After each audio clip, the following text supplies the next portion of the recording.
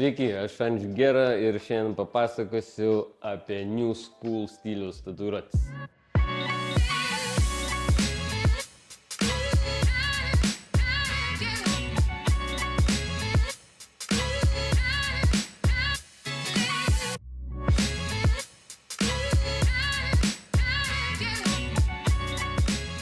Jeigu tau patinka spalvos, originalumas ir laužytos formos, New School stilius būtent tau.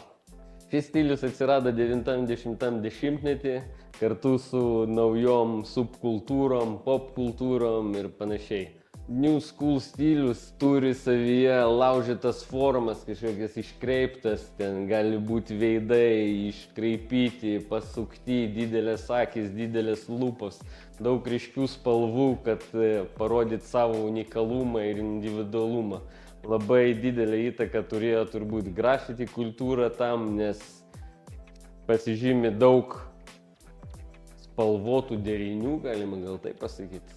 Kuom pasižymi New Schoolas aplamai kaip stilius, jisai netoli nuėjęs nuo New Schoolo.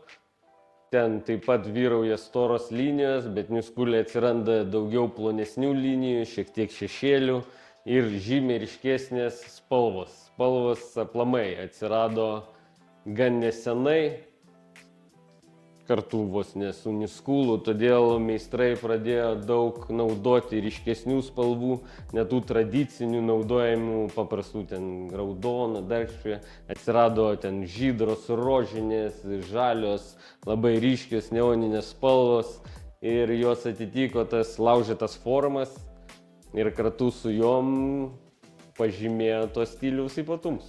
New School stilius, ką vaizduoja? New School stilius gali vaizduoti bele ką, gali pradėti nuo meškučio, nežinau, zuikučio, žmogaus kažkokio populiaraus, iki parkerio šaldytuvo ir panašiai, čia nesvarbu, gali būti bet koks objektas, kuris tik tai jum patinka, jisai bus jo atliktas.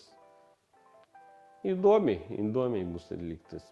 Jeigu tau patinka New School stiliaus tatuiruotės, gali atvykti pas mus į Vian studiją Vilniuje.